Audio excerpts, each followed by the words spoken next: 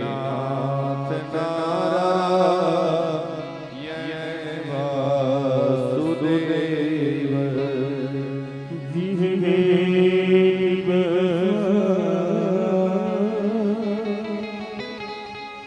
મૃદમે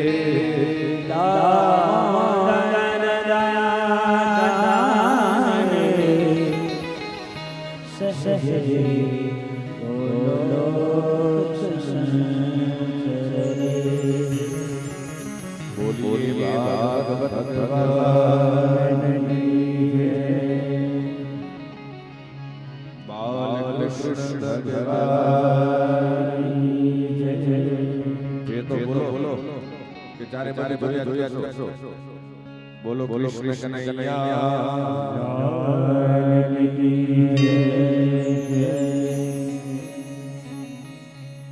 ન ગંગા ગયા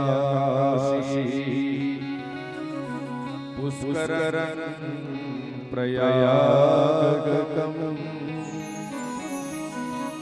સુખ શાસ્ત્ર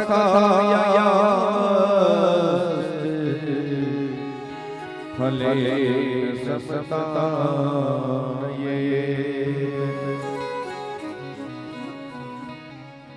દ્વારિકાધીશ ભગવાનની કૃપાથી આજે નસીબ પરિવારના આંગણે ભાગવત ભગવાન પધાર્યા આજે કથાનો ત્રીજો દિવસ છે અને કાલે આપણે કથાને ક્યાં વિરામ આપ્યો હતો એ કયો એટલે આપણે ચાલુ કરું.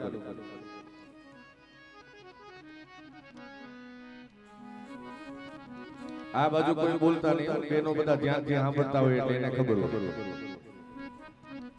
અમારા ડાયરામાં હું કોઈ દી કઈ કહું જ નહીં, તમને ખબર હોય. બેનો આમ એવા ધ્યાનથી ક્યાંય ચારે બાજુ જોયા વિના એવા ધ્યાનથી કથા સાંભળતા હોય ને એટલે એને ખબર હોય.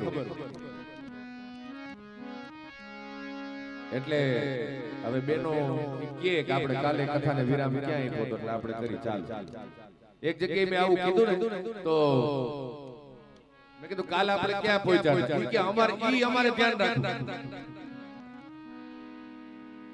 તો ગોર બાબા અમને કેટલાય કથાકાર મળતા હતા પણ તમને કીધું ને કે તમે બધું યાદ રાખો છો એટલે તમને કીધું લે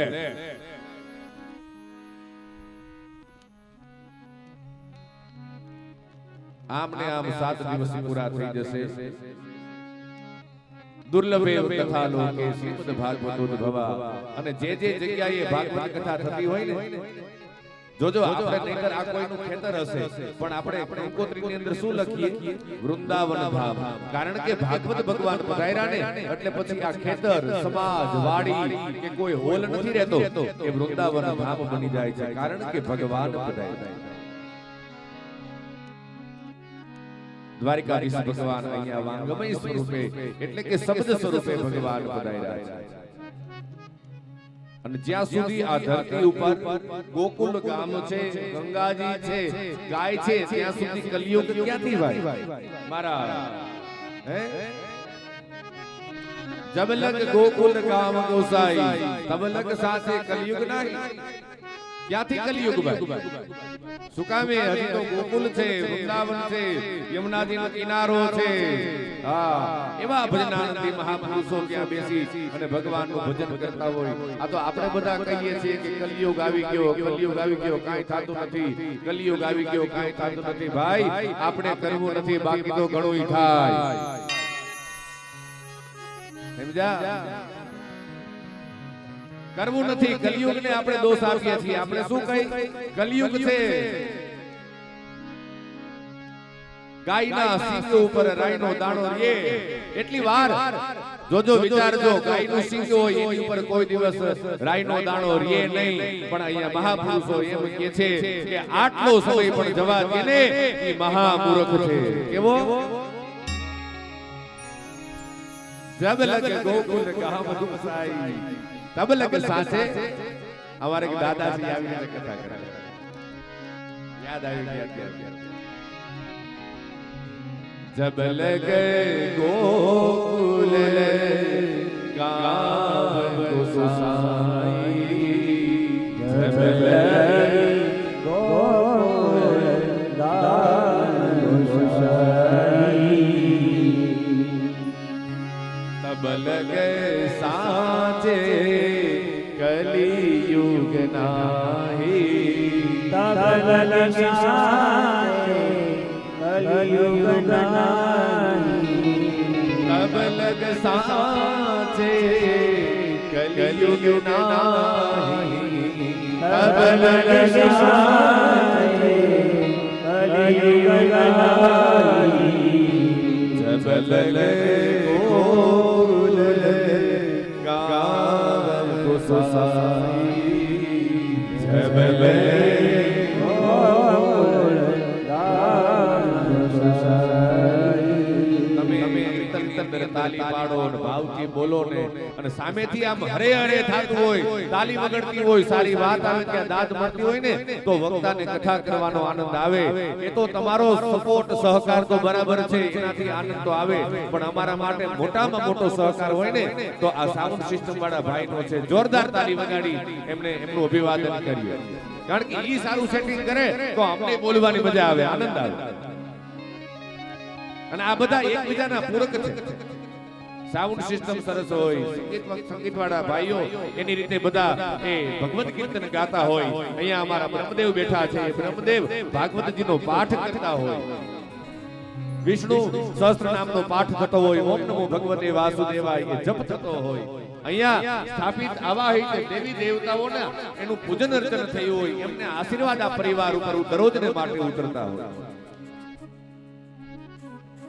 કથા દુર્લભ છે એટલે તો કીધું છે આ બધું થતું નથી એમ આ તો દ્વારિકાધીશ ભગવાનની કૃપા રામદેવજી મહારાજની કૃપા અને સખી દાતારની કૃપા દસિત પરિવાર ઉપર ઉતરી છે અને ભાગવત ભગવાન વાંગમય સ્વરૂપે એમના આંગણે દેવગામ ગામે પધાર્યા છે જરાય આ સેલી વાત નથી હા ઘણા અમારી પાસે વાતો કરતા હોય જ્યાં કથા કરવા જાય ને એટલે અમુક ગામ તો એવા છે હજી મને યાદ છે 23 વર્ષ પહેલા અમે જે ગામની અંદર કથા કરીને ત્યારે પછી કથા પૂરી થાય ને એટલે એમ કે આપણે દાદા કે હવે આવું તો દર વર્ષે કરવું છે 23 વર્ષ વયા ગયાના દાખલા છે આવું વર્ષે નહીં નહીતર પૈસા છે પૈસા નથી એવું નથી પૈસા તો ધોપ છે ભગવાનની કૃપાથી પૈસો હોય તો સમય નો હોય સમય હોય અને પૈસા પણ હોય તો ભગવાનના આશીર્વાદ ન હોય સમય અને પૈસો બધું ભેગું થાય ને ભગવાનના આશીર્વાદ ઉતરે ને ત્યારે ભાગવત ભગવાન આપણા ઘરે પધારે છે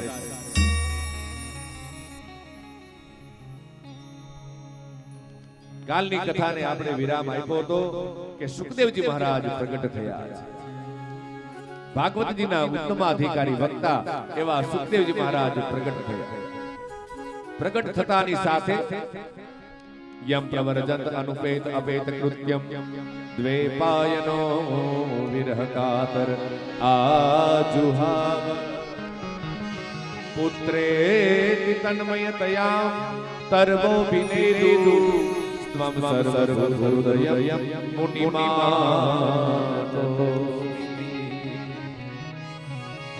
જેને કાંઈ કરવાનું બાકી નથી ને જયેશભાઈ, એવા પરમ યોગી સુખદેવજી મહારાજ જન્મ થતાની સાથે જ વિરક્તિ પણ જન્મ નહોતો થતો, 16 વર્ષ માના ગર્ભની અંદર રહ્યા સુખદેવજી મહારાજ. અને અહીંયા વ્યાસનારાયણ ભગવાન કહે છે કે પુત્ર બહાર આવો, બહાર આવો, તમારા માતાને ખૂબ કષ્ટ થાય છે, બેટા હવે તમે બહાર આવો.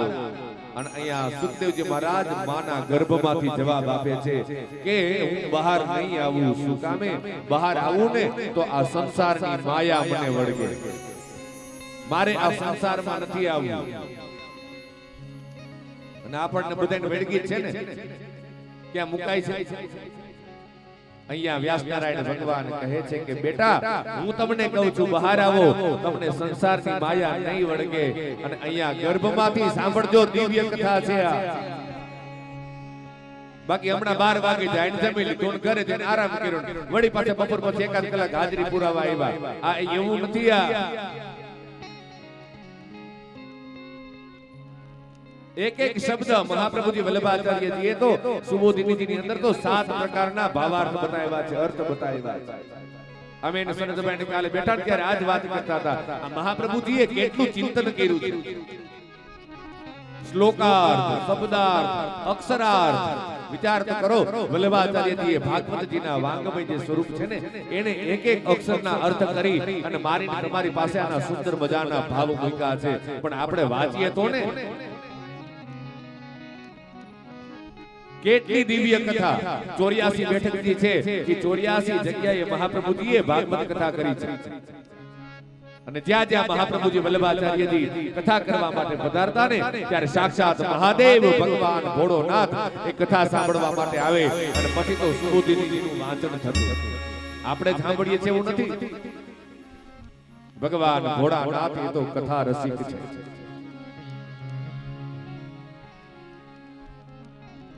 શ્લોકાર્ધમ શ્લોકપાદમ વા નિત્યમ પઠેદ ભાગવતં ચ. વ્યાસનારાયણ ભગવાન કહે છે કે બેટા બહાર આવો, તમારા માતાને ખૂબ કષ્ટ થાય છે. અને ગર્ભમાંથી જવાબ આવ્યો કે હજી તો મારો જન્મે નથી થયો અને તમે આ બેટા બેટા કરો છો તો આ સંસારની માયા નહીં બીજું છે શું? સમજાય છે?